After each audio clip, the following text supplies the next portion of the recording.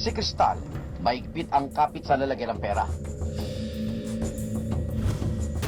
Maya-maya pa, pumasok na ang unang miyembro ng aming kasabwat na pamilya Kawatan.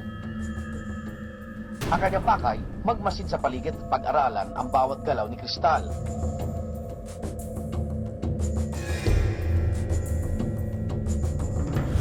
Ilang minuto ang lumipas, dumating na rin ang isa pa naming kasabwat ng Kawatan.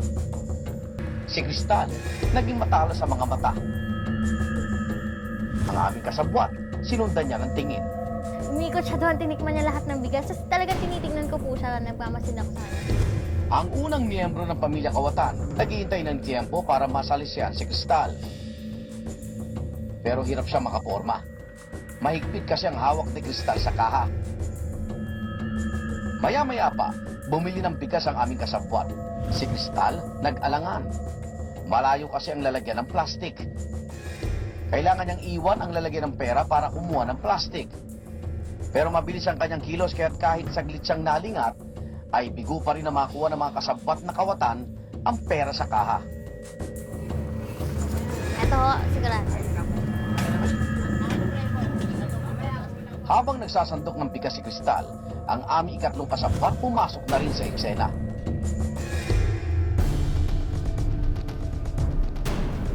Ang tatlo pa naming kasabwat, nakigulo na rin sa bigasan. Minsan tagal mo may isang kilo nga rito. Ay, sandali lang ho, marami yung tao. Marami ho kasi tao, kumalma ka ate. Ang isa naman, mapilit na customer. Si ate talaga, tinatalakan niya talaga ako. So, natatandaan ko talaga si ate kasi sa kanya talaga ako pinaka naiiyak na. Sabi ko talaga, parang gusto ko na mag-give up. Sabi ko na, tama na po, ayoko na po. Kasi talaga nasistress ako kay ate. Kahit sa ang ibaling ni Cristal ang kanyang tingin, nakapalibot na ang aming mga kasabwat. Kapag kailangan ni Cristal na kumuha ng plastic para sa bigas, binibitbit na niya ang lalagyan ng pera sa halip na iwanan sa tabi. So para akong ninja doon, hawak-hawak ko yung kaha. Tapos sabi ko, bumabalik ako agad kasi nga po, ang daming tao. Tapos tinitignan nila lahat yung pera. So parang ako, kukunin nito, no? Kukunin nito, no? So parang ganun po, sobrang protective ko. Parang anak ko yung kaha doon. Si Cristal, tila natataranta na. Kaliwat kanan na kasi ang nagtatanong sa kanya. Dali lang ho, mahinang kalaban. Habang abala si Cristal, umatake na ang Kawatang. Ang modus ay palisukli.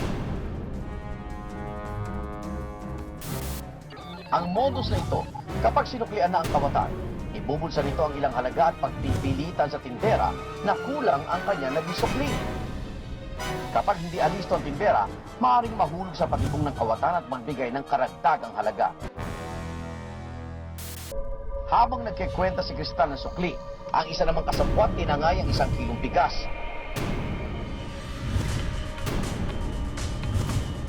Ay, si ate kinuha yung bigas! Ate! Si ate magnanakaw ako, kinuha yung bigas, hindi nagbayad! Pero hindi na ito hinabol ni Cristal. Mas ayokong iwan yung kaha ko. Dahil alam ko, pag iniwan ko yun, wala na akong babalikan. Ayoko siyang habulin. Tapos parang dun din po na-realize ko na wala na akong nagawa. Talaga nag-freeze lang ako. Ayon sa pulisya, tama ang ginawa ni Cristal. Mas maigi na raw na ipaubaya sa otoridad ang paghuli sa Kawatan. Samantala, niabot na ni Cristal ng sukli na 457 pesos sa isa naming kasabwat. Pakibilang po. Tama. Bago umalis ang Kawatan, pinabilang ni Cristal ang kanyang sukli. Pero makalipas ang ilang minuto, bumalik ang aming kasabwat. Giit niya, kulang ang sinukli ni Cristal. Ate, pinabilang ko sa'yo, huwag mo akong anuhin. Pinabilang ko sa'yo, 4 yun. Talagang pinaglalaban ko kasi alam ko po na tama. Tapos parang nag-give up na din si ate, umalis na siya. Si Cristal, nakahinga ng maluwag matapos naming ipagtapas sa kanya na ang mga Kawatan na umaatake sa kanya ay pawang kasabwat ng alisto. Eto siya, ate! Hinakawan mo ako, ate! Alam ko, ate! Iniisahan niyo ako! Para kay Cristal, marami siyang natutunan sa isinagawang hamon. So, mas mabuti na ingatan mo talaga yung mga gamit mo. Huwag mong ilalay sa tingin mo. Huwag mong basta-basta ilalapag. Huwag tayo maging burara, lalo na pag nasa public place tayo.